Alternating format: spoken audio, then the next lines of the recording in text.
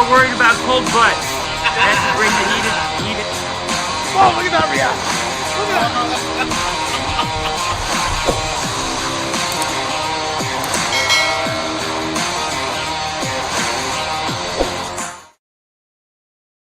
What do you say? What do you know? It's the Full Monty Sports Show. It is Monday, October 24th, 2022. I am your host, Monty Perez, aka the Sports Whisperer. I want to thank everyone who tuned in yesterday to the Full Monty Sports Show. We do it every Sunday, 11 a.m. Eastern Time.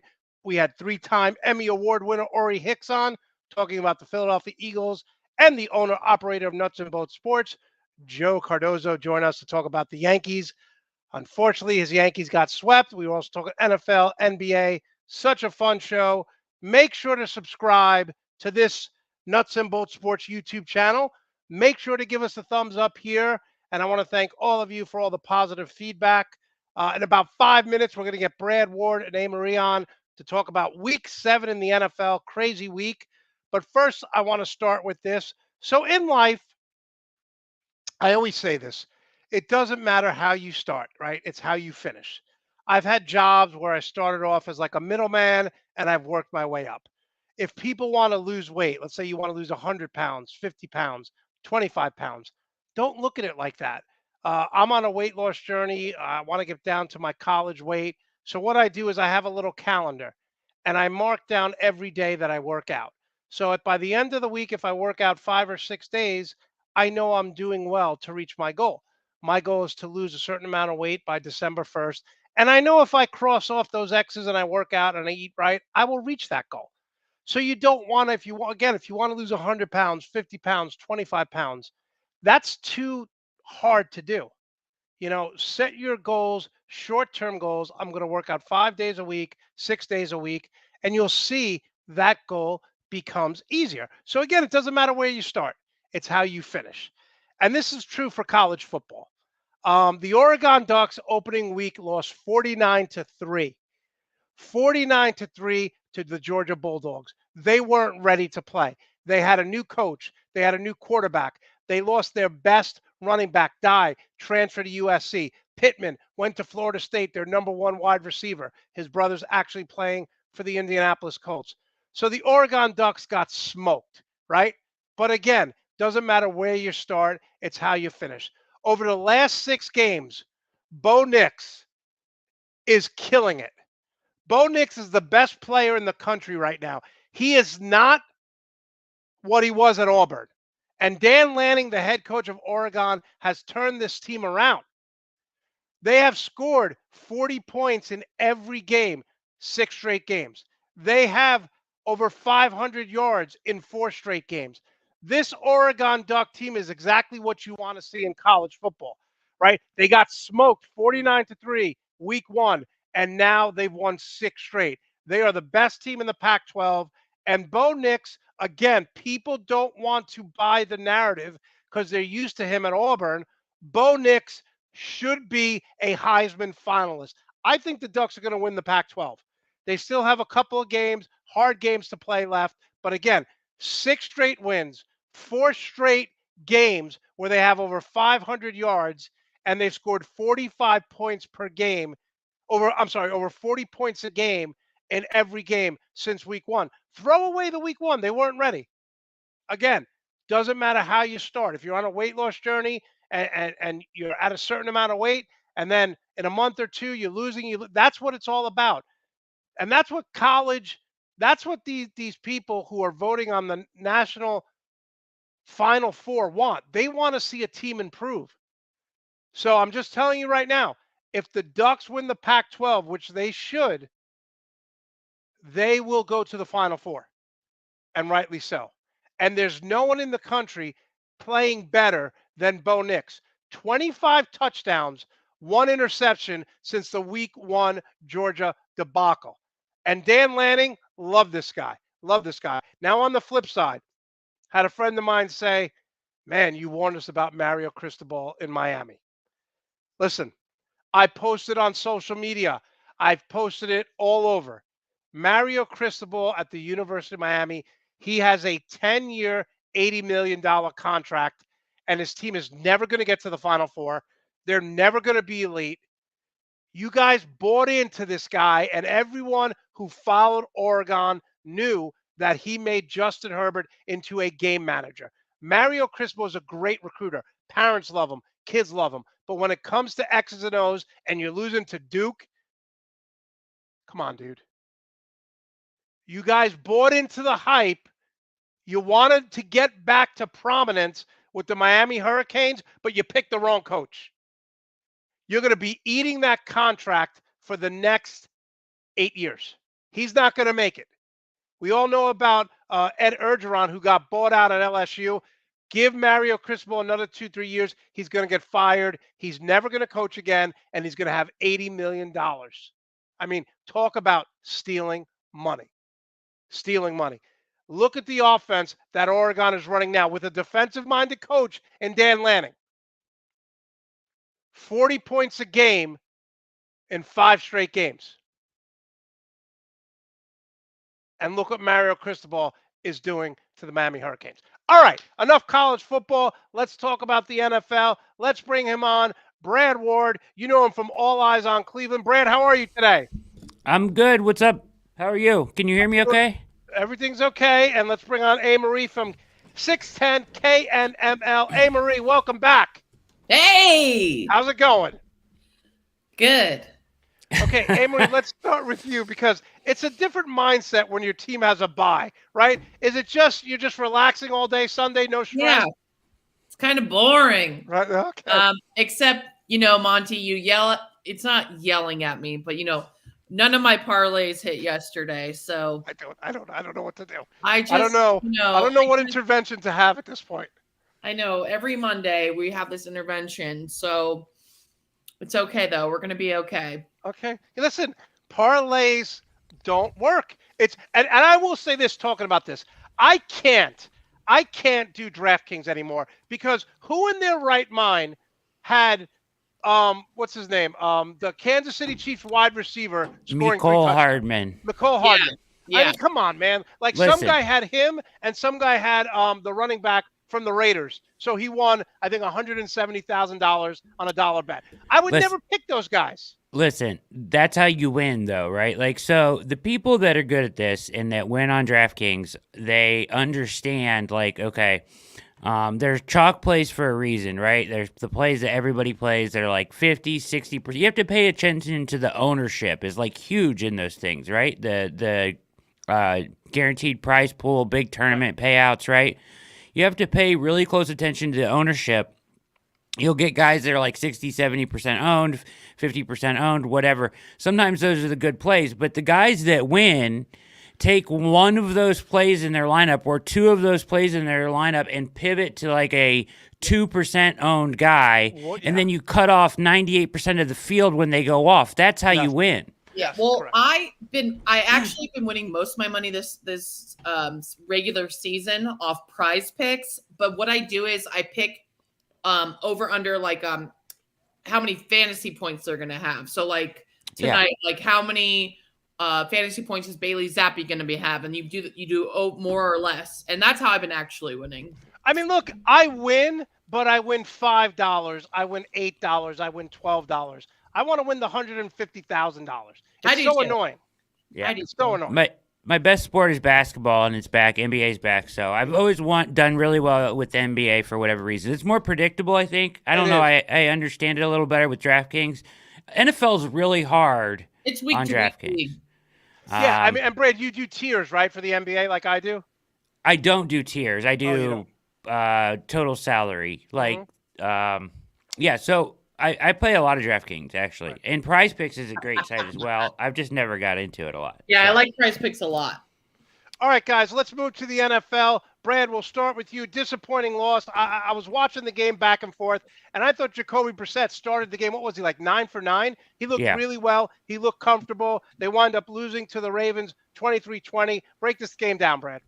Yeah, it was a brutal loss again, man. I mean, they're right there in position to win or to tie it up at the end. It was, they start off, it's interesting you say that, Monte. They do a really good job of scripting their first 15 plays, right? Like, they go down the field and score on the first possession all the time.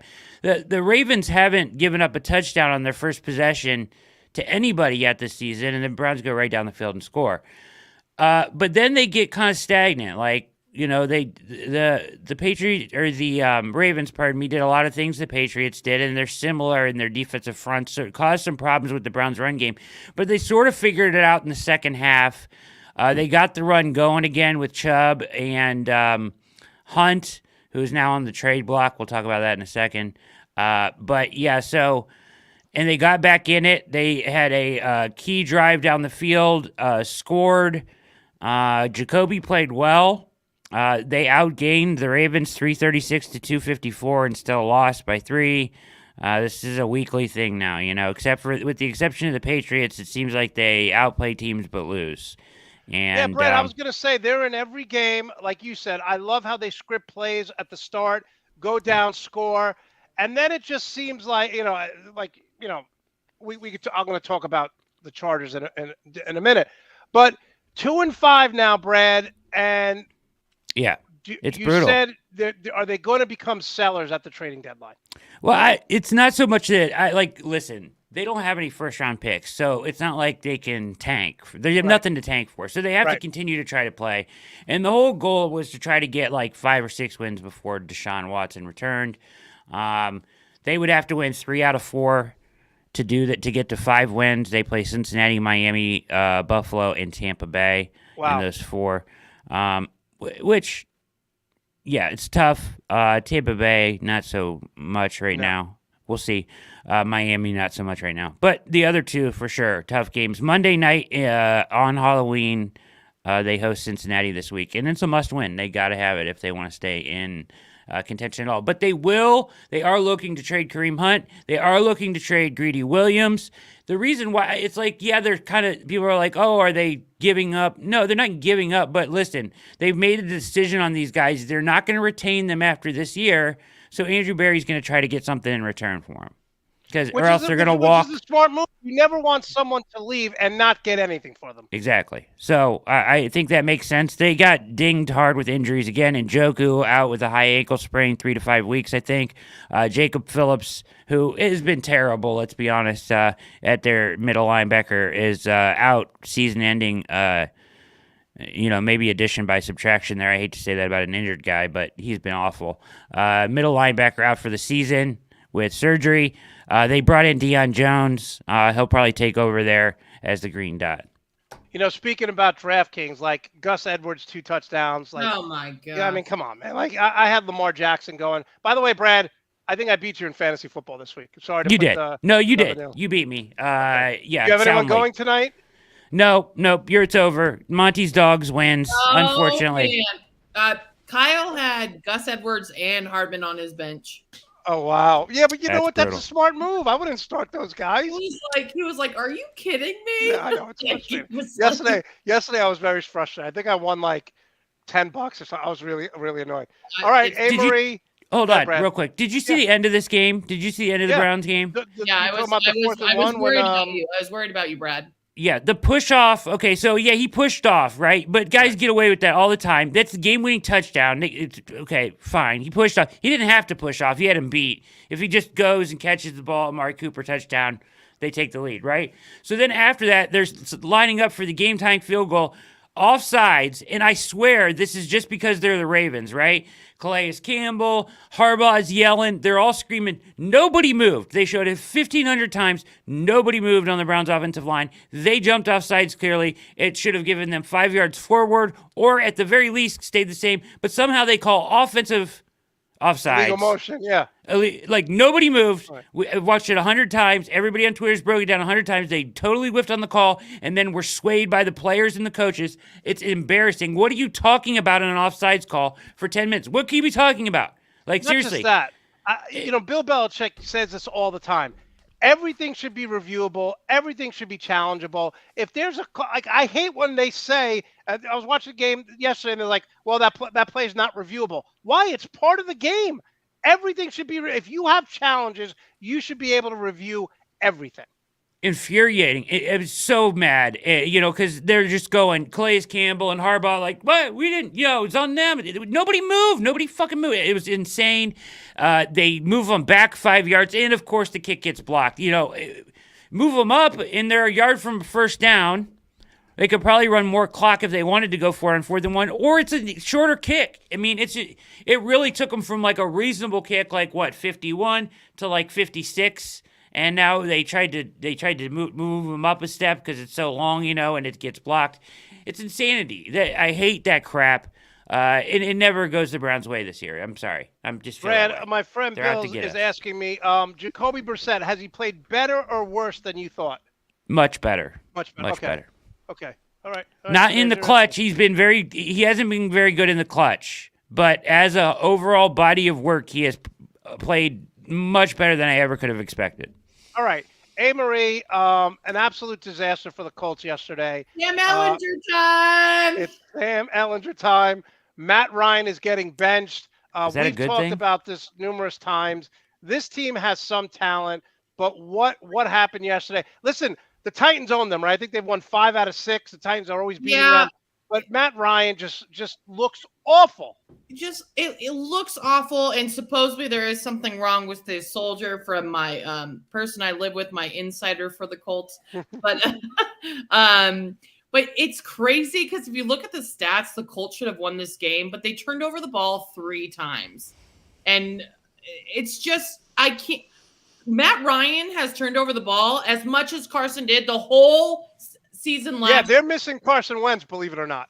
Oh, we wake up on Mondays, and that's the first thing Kyle turns over and says to me, I miss Carson Wentz. But also, why is Jonathan Taylor only getting 10 carries? And Frank Reich can't play from behind. He abandons the running game. This is just, I feel like I'm a broken record every time I talk about the Colts, and Frank Reich got to go too. Amarie, you look at the other side, and one of the things, I always say this, I don't care who you are, just be who you are. We know, don't be a fraud. We know that the Titans are Derrick Henry. He rushed 30 times. Why aren't the Colts Jonathan Taylor, who could be just as good? And every time they start to lose, he abandons the run. Every time he carried the ball yesterday, Jonathan Taylor, he got 9 yards. Yeah, I don't understand. What are you doing? It's very frustrating. And Matt Ryan, unfortunately, I know Colts fans were really excited. I think everyone's like, wow, the Colts probably actually have a chance with Matty Ice. He hasn't been Matty Ice. Matty melted. I don't even know what to call him at this point. I've always liked Matt Ryan, but not working. Don't waste the team. Don't waste Jonathan Taylor because they have great receivers. Their tight ends are huge. Yes. They remind me of Georgia's tight end from college football. Huge. Oh my God. Anyways, so just sad. So Sam Ellinger, this is something that Colts fans are excited about? Just curious. Yeah, they actually like Sam Ellinger. It's his second year in the league, though. So, I mean, I guess they haven't had, the Colts have been picking up just old quarterbacks since Andrew Matty melted. Yeah, I wasn't that clever. That's what came out of, Matty melted. Listen, and again, be who you are. And listen, if the situation gets out of control, you're down 14-17. I'm going to get this into a minute with our next game. But you're down 7, you're down 10 in the first half, and you're abandoning the running game. And you watch the other team, and they're like, this is how you use a running back. He had Derrick Henry had 30 carries yesterday. Titans know who they are, man. Yep. They know who they are. They're well coached. Vrabel, they're not going to beat themselves. They play good defense. They turn you over. They run the ball. And oftentimes, especially this year in a league where the NFL, let's be real, guys, the NFL is pretty. Teams are. There's a lot of bad teams. Bad this year. Or even good teams are just playing bad, self-inflicted.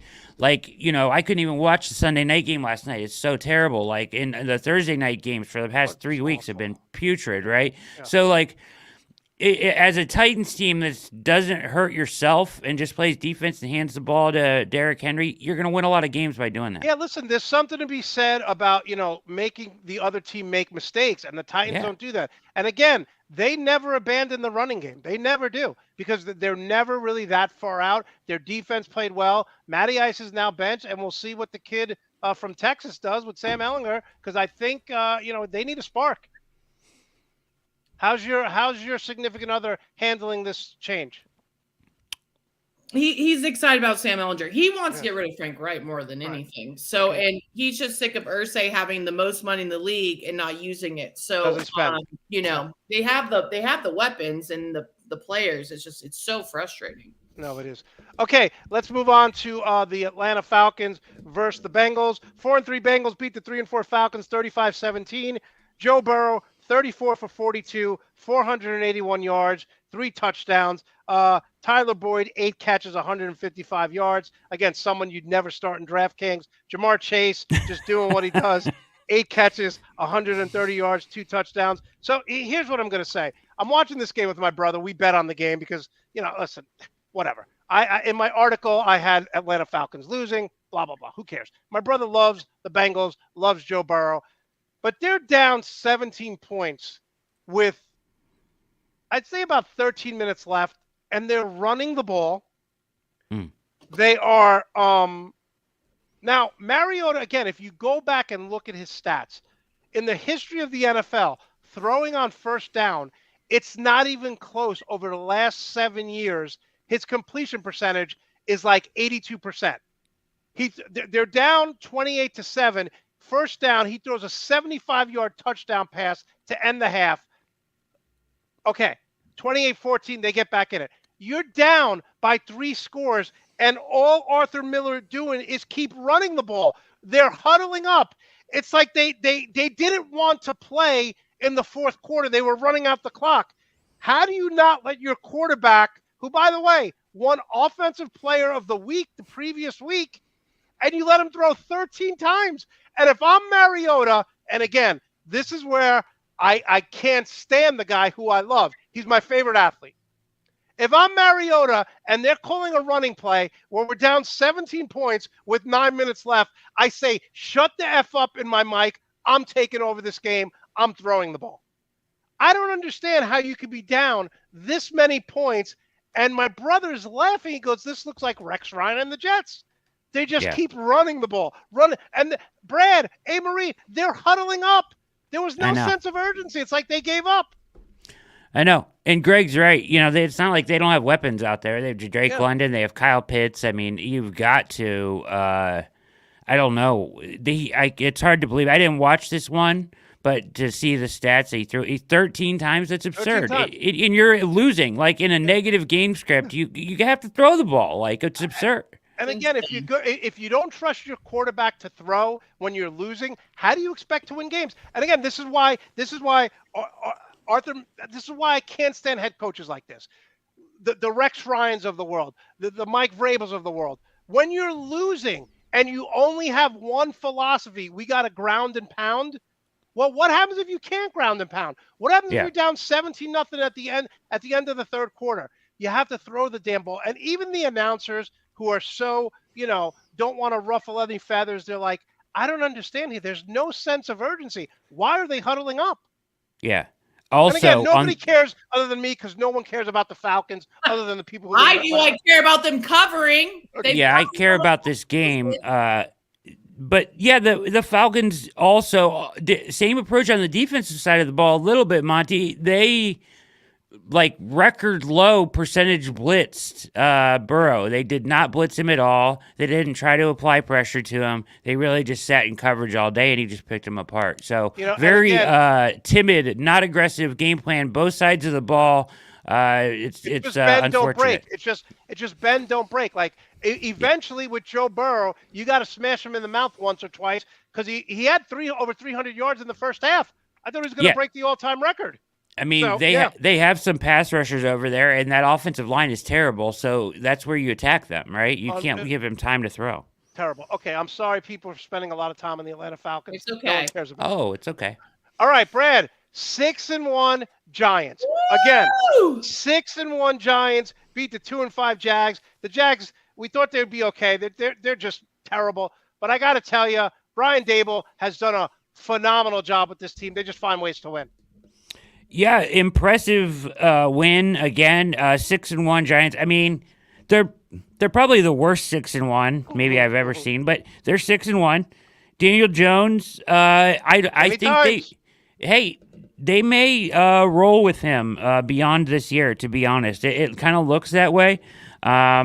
He rushed for 107 yards. He is the most awkward good runner I've ever seen. Like, he runs and he just looks terrible running, but somehow he's fast and he like falls down at the end of every run. It looks like at the end of his run he's drunk and he's just drunk. falls. Yes, yeah. He's very much struggles with the. He looks and he's wide open and he falls. It's funny. Yeah, he just runs and falls, but he's efficient at it somehow. They stick with the run game. This is what the Giants do. They were in this game. They could have abandoned the run, but they stuck with Barkley, and he gets the job done for him. This game was up and down, 3 punts total the whole game. At one point, big turning point, ETN goes down. He was playing well. They were going down to score to go up like 18-10 or 17-10 or whatever, and he fumbled on the way in. Giants recovered, went down, and kicked a field goal to up 13-10, and then they kind of took it over from there.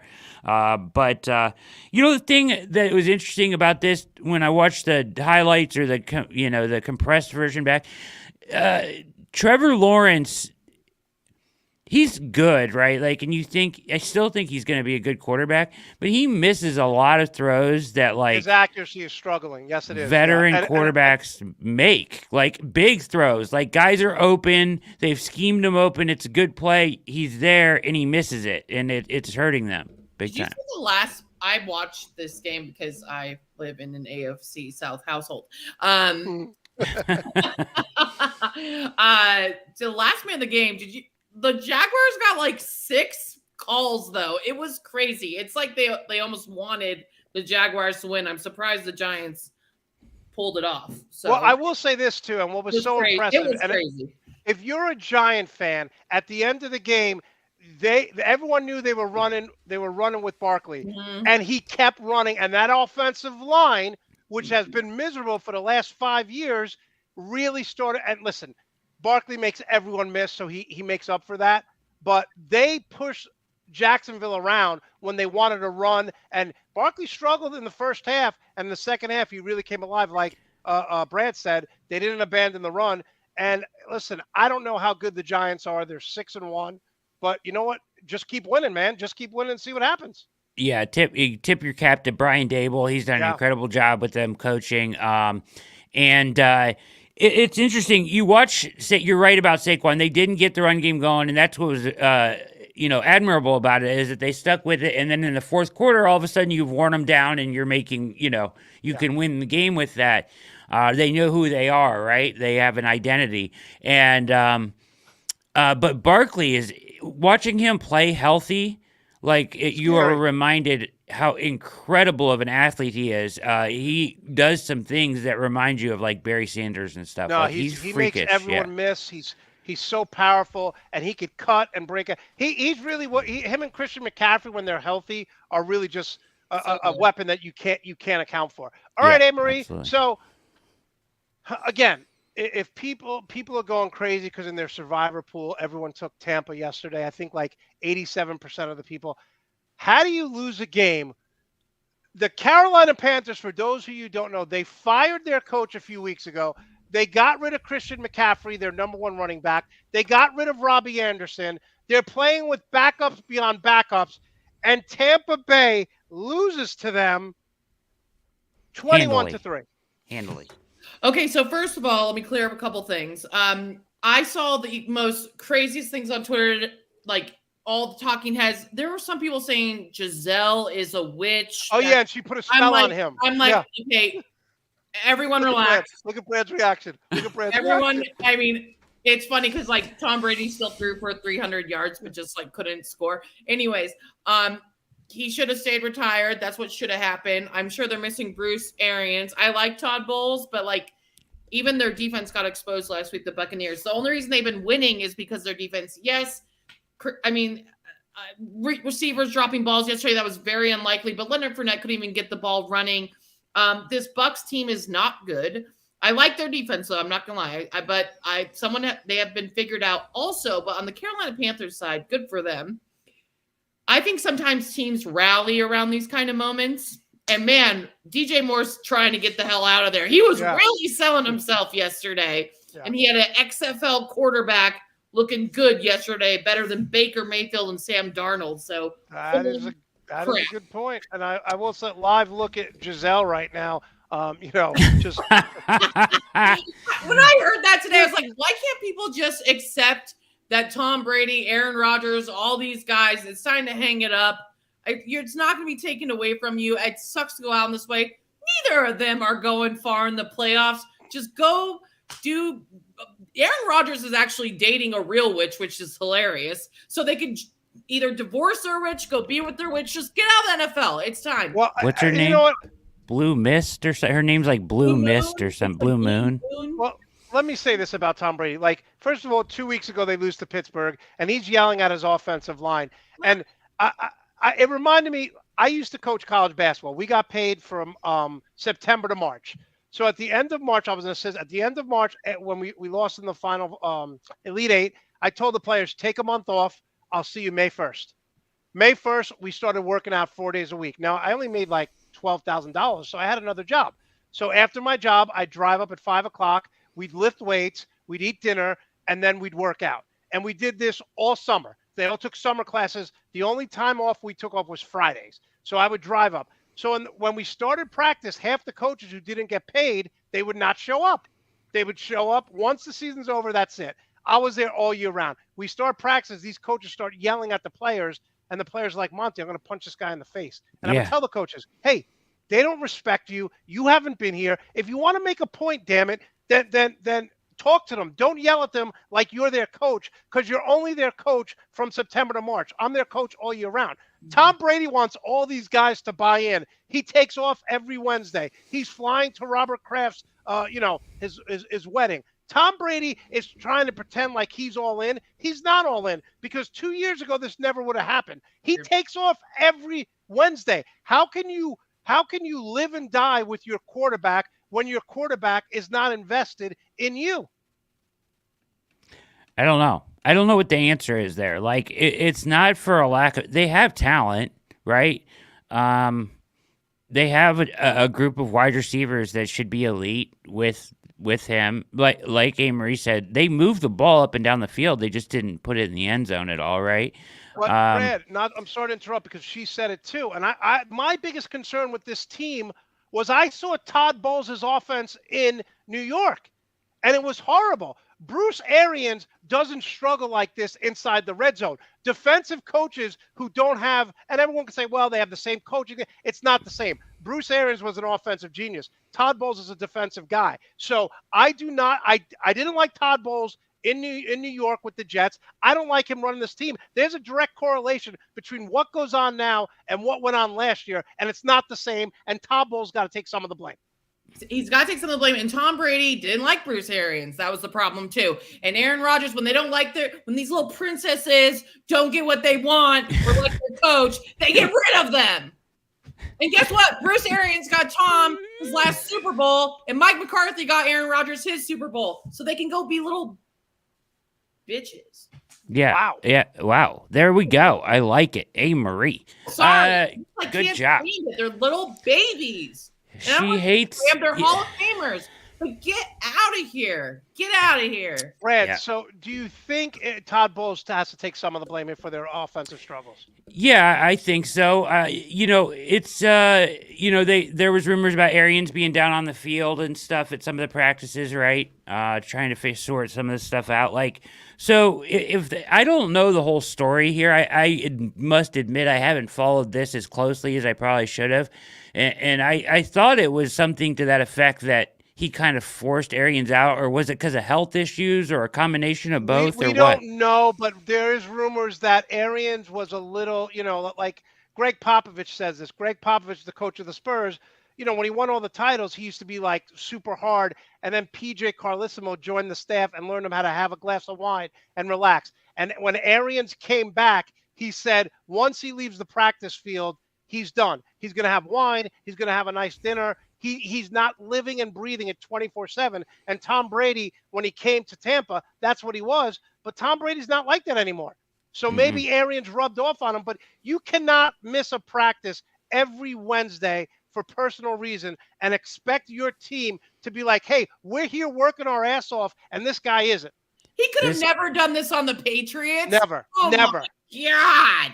Yeah, and the other thing that and I hate to bring it up, and I'm not saying Giselle's not a witch. I'm not claiming that, right? So let me be clear. Let me preface this comment to saying that I'm not claiming that she is a witch, like others. But you have to account for the fact that this guy has been playing football under a certain routine and whatever for 20 plus years now. And if he's going through a public divorce, I mean, it's going to mess with his head a little bit. I mean, it's not, but you're right though, Amarie. It's not like he's playing terrible or anything like that. They just can't put the ball in the end zone. Yeah, they're just not they're not a good, like a great team. And they're now their defense has been exposed too. So yeah. I'll be interested to see if they can straighten this out or not. I'm not giving up on them completely. Well, they're lucky they're in the NFC South. Let's just say that. Yeah. Well, yeah. I mean, let's be honest. The Atlanta Falcons could win that division. I think the Atlanta Falcons look better than any of the teams in that division. They do. They actually do. But the only thing is they can't play from behind. All right. So speaking of aging quarterbacks, look, I don't think Aaron Rodgers is washed. That's not the issue here. He's not. But let's be honest here. Aaron Rodgers is right now in the worst position he can be, because Aaron Rodgers his whole life has never been a leader. He's never been a leader. He's a guy when things are going good, he's going to take all the credit for it. And now he has to take some of the blame, and so does Matt LaFleur. Look, they are a running team, right? They don't have any wide receivers. And yesterday, Aaron Jones rushed the ball for 8 times. A.J. Dillon rushed the ball for 4 times. So they rushed the ball 12 times in a game. And the problem I have with Aaron Rodgers, and this has always been him, is that he needs to be a leader and build these guys up, and he can't do it. He can't do it. I looked at the backup quarterback for Washington yesterday. I call him Heineken. Okay. And the players are hugging him, going crazy. They love him because he's all in. Like we talked about Tom Brady, Aaron Rodgers is not all in. Aaron Rodgers is always about him, and he needs to be a leader and coddle certain guys, and he can't. He can't coddle his young wide receivers. He can't talk to them like a human being because he's an alien, Aaron Rodgers. He's the weirdest dude on the planet. So the Packers are done. I said at the beginning of the year the Vikings are going to win the division, but the Packers are done. They're going to go into Buffalo next week on Sunday night, and they're going to get their doors blown off them. It's going to be like 38-10. And Rodgers is going to do what he always does, blame the coach, blame the organization, and never look at himself and say, I need to do more. Remember when LeBron James won a title and they said, what happened? What changed? He goes, when we lost to Dallas, I realized I had to be a better basketball player. I had to be a better human. I had to be a better teammate, a better father. I had to be a better man. Aaron Rodgers thinks he's the best man now. So he's never going to improve, ever. And that's what's wrong with the Packers. They invested money in a guy who doesn't give a shit about his teammates. Monte's cursing now. I agree about him. He's also like, he's got this weird persona thing going on where he is one way. He is this person, and we all know who he is, right? Or who he actually is. But then he also has this like alter ego that he's trying to portray to everyone that he's somebody else, that he's like this authentic, real, down-to-earth guy. Like he goes on McAfee every Tuesday and talks like he's this, average Joe guy, but he's not. And he's an asshole on the other side of it, right? They also have failed him. It's not all his fault. Like 100%. They have failed to put any weapons around him at all. Like the offense they're running is as pedestrian as it gets. It's dink, dunk, underneath, 3 yards. He throws the same pass on every play. I don't know what they're doing, right? Like, I don't know what they're doing offensively. I've listened to him on McAfee the last 2 weeks, and each week he comes on and he's like, listen, it's relax. We're okay. We'll be all right. It's part of feeling out the season, this. And he made one point that was interesting. The points are way down in the NFL this year, right? Yes, like, And it was thought that everything was going to be the opposite. This is kind of what I think I've talked a lot about on my podcast. What happened with the Browns is they were going to, analytics said don't value the defensive line as much, interior defensive line. You can invite teams to run. There's going to be a high-powered AFC. You need to be able to stop the pass. And that's how they geared up their defense. And now teams just run all day against them, right? So the NFL is cyclical, and it's going through a cycle now where teams are running the ball more, and they're finding it effective against all of these defenses that are shell defenses designed to stop the pass, because that's the way the NFL was going. And right now, Green Bay is having a huge problem making that transition, right? From being able to throw the ball up and down the field to teams just sitting in shell defenses, and then being patient enough to run the football to success, or instead they're trying to throw everything underneath in the short area of the field, and it looks awful. Yeah, but Brad, I get with everything you're saying, but I'm going to come back with this. You look at the talent on both of these teams, it's not even close.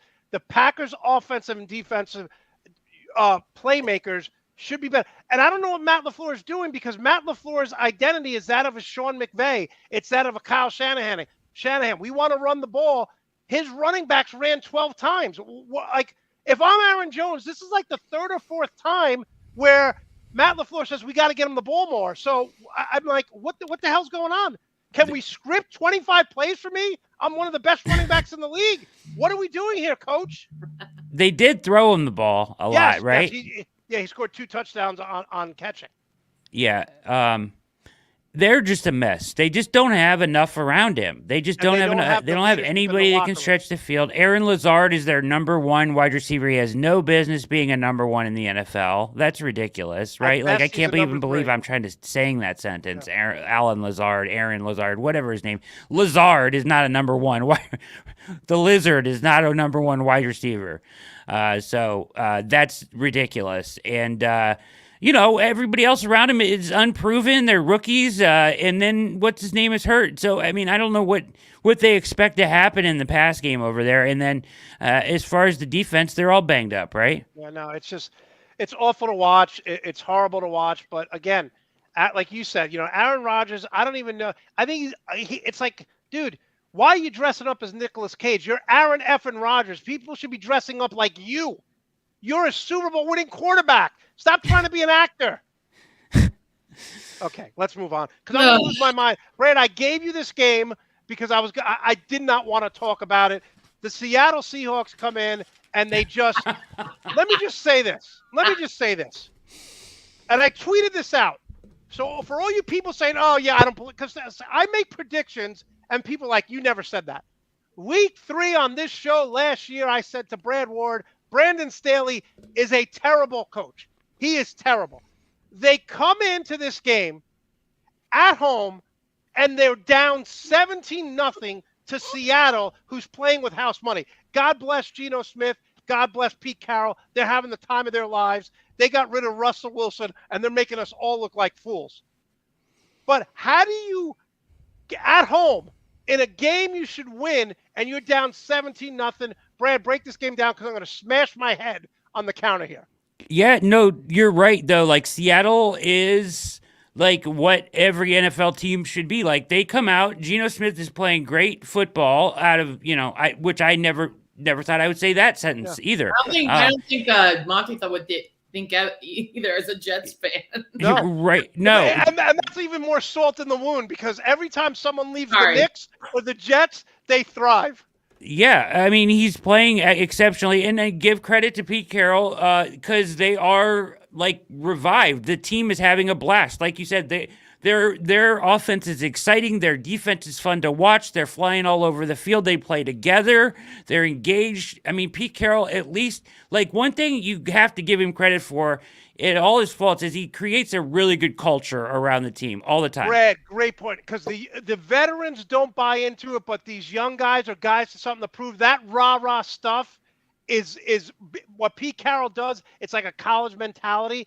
All the players are buying into this. And they love Geno Smith, who was a horrible teammate. He got his jaw broken because he owed a player $50 in a poker game, and the guy knocked him out and broke his jaw. What quarterback gets punched by a teammate, and no one comes to his defense. So Geno Smith, whatever he's doing in Seattle, God bless him. But this is Yeah. more an indictment on the Chargers, is it not, Brad? It is. It is. Because with that energy, the other side of the ball in this game has more talent, and they came out flat.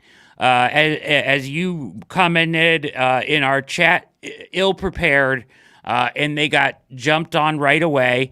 I don't know what they're doing offensively. When Eckler is your leading receiver and your quarterback is Justin Herbert, you have a problem, right? Like, what are you doing? They don't push the ball down the field well enough. Whatever they're doing schematically is not stretching the field. You're not in that is like taking. When you have Herbert and you don't push the ball down the field enough, and it's all this underneath crap and stuff to Eckler, then you're giving the defense a break. Like, you should be stressing that defense to the max with Herbert's arm and his ability to throw accurate passes, and they don't do it. They don't do it. They don't push it. They don't push defenses to the limit. They don't test people, and it's a shame. J.C. Jackson out for the season. That's a shame. A turf injury there. Another one, if you want to go into the whole turf grass, discussion. That one is a purely turf injury. But yeah, I mean, I can point to Eckler and say he's a great player, but Justin Herbert is the star of this team. And they're making it look like Eckler is, and it should be the other way around.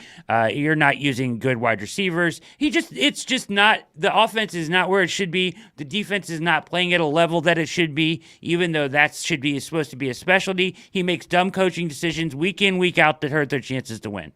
And I will say this. So going into 2 weeks ago, before I went on vacation, so Justin Herbert was like 4th in the league in completing passes 20 yards down the field. Yeah. But on first down, 78% of the passes that Justin Herbert was throwing were 5 yards in from the line of scrimmage. So he's either throwing the ball 3 yards, 5 yards in, or at the line of scrimmage. If the guy's in the top 5 in completing passes 20 yards down the field, don't you think that opens up the running game, the screen game? Why are they dinking and dunking when he's so successful of throwing the ball down the field? To your point, Brad, they never stretch the defense. You have a Ferrari and you're driving 30 miles an hour with this guy. Yeah, you're letting the defense off the hook big time if you're not, stressing defenses out. Really interesting point from Greg here, and I'll bring it up real quickly. Sean Payton is going to be, he's not, like, you can't go hire him. You have to trade for him, is my understanding, right? Because I think you're right, Brad, but I think after next year, that's not correct. Okay. So I think it's one more year. Okay. So, but if somebody wants him this offseason, and believe me, we've already mentioned like 5 people on the show, teams that want their coach out of town because they want an offense, and we know Sean Payton knows how to run an offense, right? So he is going to be highly sought after. I wonder what they can get for him in picks if they do have to trade for him. It should be interesting how that whole thing plays out. I know, as he said, a lot of tweets about him in the Chargers, and a lot of other places as well. Okay, Amarie, let's move. Dak Prescott returns. Oh, Dak is back. Dak is back. I'm just going to say it. The crying Campbells, look, guys, again, 4-17 for whatever this guy is. He sucks. And here's why I say that.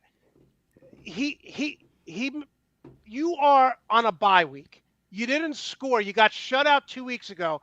You come back after 2 weeks and you score 6 points.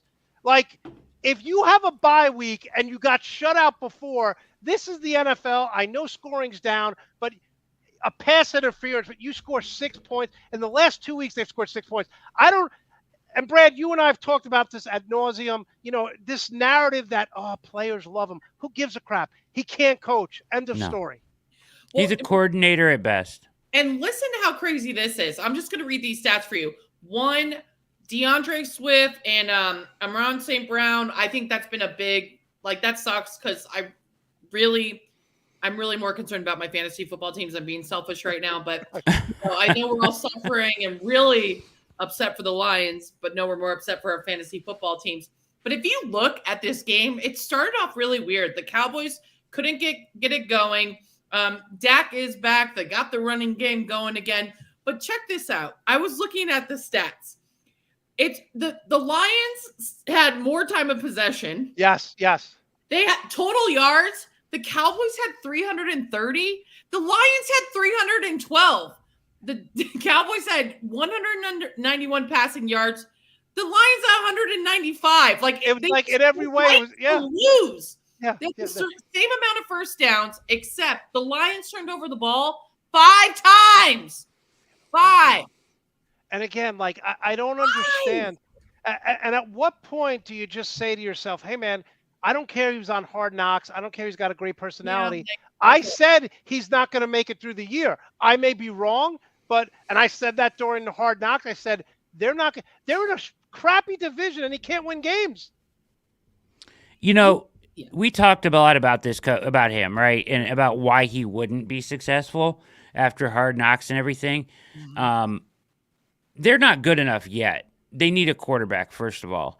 I think they'll get one, right? They're in line to get one. This offseason is going to be big for quarterbacks. There's a couple good ones coming out, right? Yeah.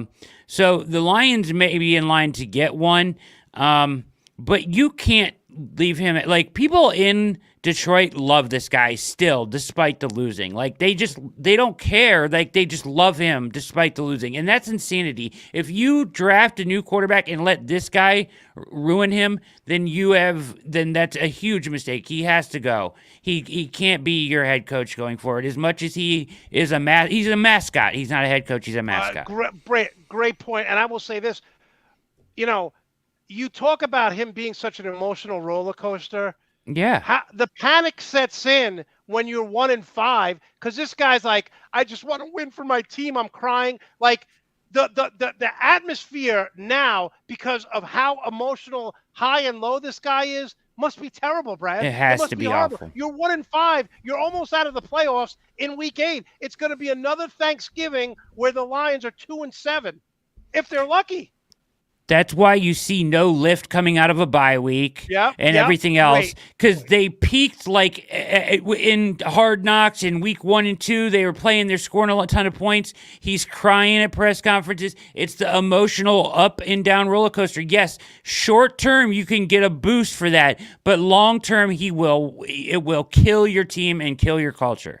And when you come off a bye week and you score 6 points, that means schematically your coach doesn't know what the hell he's doing. Exactly. And your team's done. 2 weeks to prepare. All right, I guess I'm up with the New York Jets, who are 5-2. Let me just say this right now. I thought traditionally this is a game that the Jets lose because they were reading their clippings. Now, it's very unfortunate. Their star running back, their rookie, he's out for the year, Hall, with a torn. I mean, that's just terrible. Terrible loss for them. Listen, and for all you people who think, oh, Zach Wilson, he's 4-0. He's 4-0. He's 56% completion. He has 1 passing touchdown. They've won 4 games. You'll never see the stat again. They've won 4 games, and Zach Wilson has 1 passing touchdown. They're doing a great job. They're going to lose something now with Hall being out because he was really on pace to be in the finalists for Rookie of the Year. Their defense is playing great. They have a lot of good players. But, again, now this is going to be on Zach Wilson now. And they're hard part of the schedule. They still have to play Buffalo twice. They got to play I will say this, and I'll get to this later. When Tua's healthy, Miami's a totally different team. Totally different team. But the Jets are 5-2. The Giants are 6-1. As someone who spent most of his time in New York and New Jersey, I'm happy because they have been the laughingstock of the NFL for the past decade. But again, Zach Wilson 4-0, 1 touchdown, 2 interceptions. It's an insane stat. Yeah, I will say this, Monty. Like I hope he does better because I think he has a lot of talent. But so far, they're winning despite him. And a lot of it has been Breece Hall, to be honest. Like, that's a huge blow to them. He has been a lot of their success or driven a lot of their success offensively. So it will be on him more now, Wilson. I don't think they can, hide him as much now without Hall. And that may be a problem for them. I don't think this story this season for the Jets, I don't think ends up like a happy one. like everybody wants it to, but they're moving in the right direction, no doubt. They have a lot of talent. Jets fans are anticipating a happy ending. I think they're used to it, but Right. yeah, Right. But they are moving. They are moving in the right direction. They do have a ton of talent on both sides of the ball. I like the Jets right now. Yeah. Yeah. I mean, am worried that I'm worried about our boy Zach. I'm worried about our boy Zach. Their schedule. They got the Patriots, the Bills, Patriots, Bears, Vikings, Bills, Lions, Jags, Seahawks, Dolphins. So they should get to 10 wins. They could win 10 games. Oh, totally. Yeah, I mean, because their schedule's not that. I mean, they play the Lions, the Jags. You know, listen, I'm happy for the Jets, but again, Zach Wilson, a wild card team. Yeah, he's just not. I mean, 56% completion. You'll never see a stat where a team has won 4 straight games with and the quarterback's thrown 1 touchdown. They are like, forget about baby gloves. They're like fetus gloves with him. They're not even, they're not even letting him do it. Look, Joe Cardozo loves Zach Wilson. So, all right, Brad. Chiefs dominated the 49ers 5-2. I still think the Chiefs are the best team in the AFC. I know you guys think the Bills are 44-23, even though San Francisco has Christian McCaffrey. This game I don't think was really that competitive. The Chiefs were in control most of the game. Yeah, no, the Chiefs are fantastic. You're right. I mean, I'm not saying that I think that it's very close between them and the Bills, right? I think they're both terrific football teams, but the Chiefs have almost become better without Tyreek Hill. It's crazy. It's like it's given Mahomes the ability to spray the ball all over the field. Everybody's getting a chance to touch it. Everybody's getting a chance to score. And their defense is good. Their defense is making big plays all the time. They're kind of a big play defense, right? Like they make turnovers. They get sacks at opportune times. They're very opportunistic.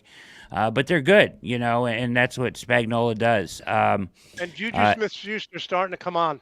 Yeah, he is, as well as what's his name? The backup? They're both their wide receivers. What's the other one's name? Not, hold on. There's a different one every week. That is true. Kansas City, it's frustrating because, like you said, unless you have Kelsey in there, you really got to ask yourself, Scantling? Who? Scantling? Yeah, Scantling. That's who. From the Packers.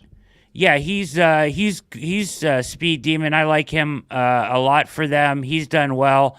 Hardman, obviously, they just have guys with speed, and they let Mahomes throw it to him. I mean, and Andy Reid is so creative with his play. Kelsey's unstoppable. So you try to take him away, and then he beats you someplace else. They've got like 3 running backs they're using right now that they keep rotating in and out with. They did well. They drafted that Pacheco kid, who's going to be good. They keep trying to get rid of Clyde Edwards-Helaire, but every time I watch that guy, he's scoring a touchdown or making a big play. I know. I agree. Brad, I'm going to go to Amarie here because we're going to give you a chance to make sure your lineup is set for 7 o'clock on DraftKings for the NBA. Oh, I'm good. Tonight. I'm good. Okay. All right, Amarie. Raiders, listen, beat a bad Houston team. Dominant performance, 38-20. Well, dominant by Josh Jacobs. I mean, if you look at the stats and watch this game, it was a lot closer than 18 points for the final. But they were scoring. Texans aren't that good. Josh Jacobs whooped my butt in fantasy yesterday. Played the husband in fantasy football yesterday. And you lost? Well, Josh Jacobs. He can hear too. I know he can. Is he talking? So he beat you in fantasy, and the first thing he says this morning when he wakes up is, "I miss Carson Wentz." Yeah, and also he kept sending me memes about Josh Jacobs and all the other players that whooped my butt. But it's fine. All right. All right. It's one. We're in like 5 different leagues, so don't worry. Stay tuned. Okay. We'll keep you check. All right, and finally we'll get to the Monday night game, Sunday night game. First, the Dolphins are overrated. The Dolphins are over freaking rated. I am sorry. Tua looked pathetic. He tried to throw 4 interceptions. They dropped him.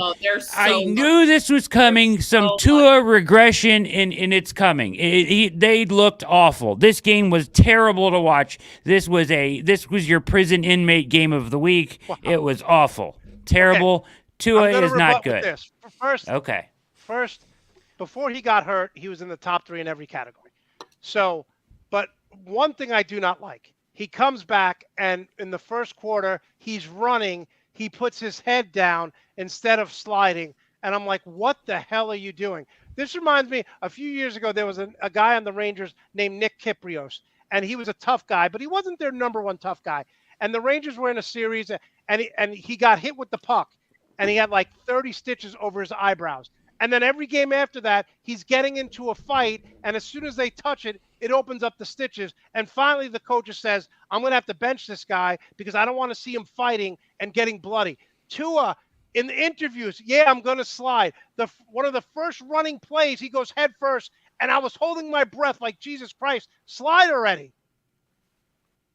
Yeah, I agree. It's scary as hell. Like, we're all scared at home. We're more scared at home watching him play than like he is. Every time he's going, I'm running. Yeah. Every time he leaves his pocket, I'm like. And listen, I expected him to be rusty. The Steelers dropped, like you said, 4 interceptions. But I got to talk about this, and then we'll get to the Monday night game, talking with Amarie and Brad. So the Dolphins are up 16-10 late in the fourth quarter. And it's 3rd and 2. They run a dive, and instead of kicking the field goal and going up 19, 2 possessions, even if they score a touchdown and 2-point conversions, you're still up 1 point. They run a dive again. Now, I like Mike McDaniels. I think he's a good offensive coach. But how do you not get Waddle or Hill involved in there? And I don't know, Brad. I don't know, Amarie. I don't care about analytics. I like them. But when you could go up 19-10 and go up 9 points, why don't you do it? If it was to go up 18, okay, I get it. You're worried about them scoring. But you're worried about Pittsburgh moving the ball, and they haven't moved the ball all day. Why not go for the field goal there? It puts you up 19-10. It makes no sense. Pittsburgh got the ball back, and if they would have scored, everyone would have been killing Mike McDaniel. There's no analytics in the world that can say that going up 2 scores with a field goal is the wrong thing to do there. There can't be. That makes 0 sense, right? No sense at all. You have to kick the field goal there. I'm sorry. That's coaching malpractice, in my opinion. Yeah. All right. Okay. All right. But I will disagree with you, Brad. I think Miami is still going to win 10 or 11 games and make the playoffs if Tua stays healthy. Okay. Let's move to Monday night. Brad, you are 1 up against me and Amarie right now. 2-4 Bears at the 3-3 Patriots. Who wins this game and why? The Patriots, because the Bears are awful. Hot take. I'm agreeing with him. Sorry. Where's our sorry. Girl? Where's our I'm girl? sorry, Joe. Everybody, I actually went into somebody here did their spaces, Bear spaces after the game last. Dan. Good one. Yeah, that's right. Dan. He was a he does a good job. That game was brutal. That was the I forget which one that was. I think was that the Colts Bears game, the one that one was awful. Anyways, yeah, coaching malpractice. And then so the Bears are not good. Fields shows like signs of being like really good. Like he'll take off down the field and make a really good play, but he's just not good enough throwing the football. He's wide receivers he's not good dropping back. He's good outside creating. But again, Matt Eberflus, when you're letting a young quarterback throw 15 times a game, it's not about wins and losses this year for the Bears. It's about developing your quarterback. And when you throw the ball 15 times, you're not letting your quarterback grow. Let him make mistakes. No one has ever – Justin Herbert, for whatever you want to say about his coaches, they may dink and dunk. They let the guy play, okay? Andy Reid let Patrick Mahomes play. Like, it's your job as a coach to put your quarterback in the best situation, not handcuff him. I think they're afraid that if they let him do that, Monte, that they would be losing every single game. Like, because he you throws. You may have a point, but then you know what? He's not your franchise quarterback. Get a concussion. I think there's a fine line there. Like, you can use it. There's a style of football you can play in the NFL and win with, and you still use your young quarterback, but keep him on a leash a little bit. Okay, I don't know. That's a fair point. All right, and then Thursday night. Listen, are the Bucs as bad as we think? Is it over for them? This is a tricky one. This is a tricky one. This is a tricky one. I'm taking the Bucks in a bounce back win over the Me too, Ravens. because the Ravens piss me off. Yes. All right. Hate the Ravens. I am taking Lamar I'm Jackson. taking the Ravens because I think Tom Right. Brady and I think the players, he doesn't have Gronk in his corner to Well, back him up. I'm taking the Ravens, so hopefully I will tie. I listen, it's a trap game because the Bucks have looked awful the last 2 weeks, but maybe they're just bad. Maybe they just Todd Bowles. I have no. I always when I'm not sure of a game to pick. This is my formula. It's simple. I take the better coach and the better quarterback. So right now, Lamar Jackson's a better quarterback and Harbaugh's a better coach than Todd Bowles. Would you agree with that? Yeah. I mean, I would take Tom Brady in a game over Lamar Jackson because Lamar Jackson drives me absolutely. Not this year, though. Not this year. Yes, no, actually, still would, even though he's being spelled whatever by a witch of Giselle. Tom Brady has the refs and the NFL on his side. No. They are not going to let him tank and lose every game. This is prime time. This is NFL. This is a product. This is a business, and it's BS, but it sucks. That's the way it is. You know what? You guys you're convinced. I know I should take the Bucks here. I know I should. But I'm going to go against the grain and just say, no, I'm taking the Ravens. Watch him get all those calls on Thursday. Yeah. It's a thing. He's a witch, not Giselle. By the way, did you see that one of the referees was asking Mike Evans for an autograph at the end of the game? It's all over social media, and they're not allowed to do that. So that ref is in big, big trouble. That just that mindset is scary, right? Like the guy feels that way about somebody that he's calling a game on. That's absurd. That's not good. If that's the officials culture, like if that's the referee culture in the NFL, where you have guys that are like acting like school kids trying to get an autograph from the guy that they're calling a game on, that's why some of these games end like they do. I'm telling you. Well, I will say this: I used to do stand-up comedy. I lived out in Beverly Hills. I performed with millions of comedians. My sister was an agent. I met a million actors. I've never once asked someone for an autograph. I don't have kids. It was for my kids. But if I'm working with someone and I'm supposed to call their game and you're running up to them after them like you said, a little schoolboy, can you sign my paper? Give me what are you doing, dude? What are you doing? That ref should never ref again. I'm going to risk my job over an autograph? Absurd. It's crazy. Weirdo. Okay, Amarie, great job. How can we follow you? How can we support you? What's going on with you? Follow me in the corner here, part-time bro. I'm recording my comedy album December 2nd. I don't know who will be here in Albuquerque, New Mexico, but very excited about that. Listen to me on KNML and KKOB Monday through Saturday, all day. Amarie, are you going to stop doing prop bets? No. We got Monday Night Football here in like an hour. And I got fantasy basketball now, so I'm a mess. Okay.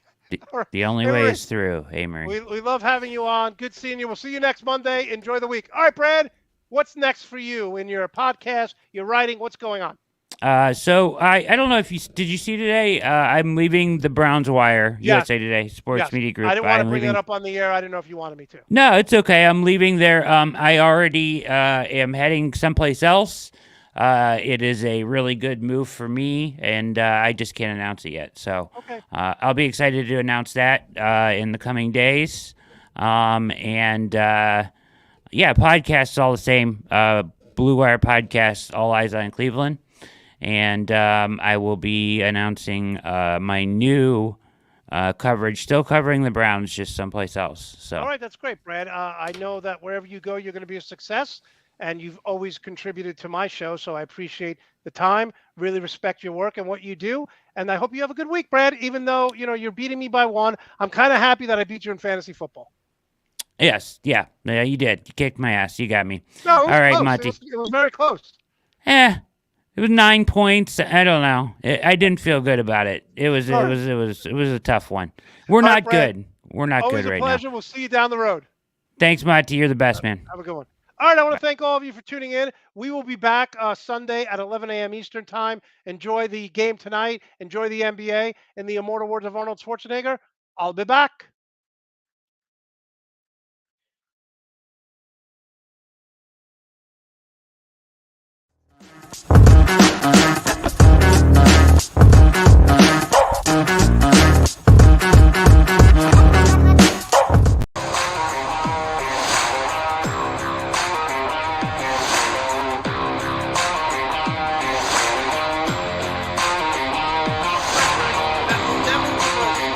that?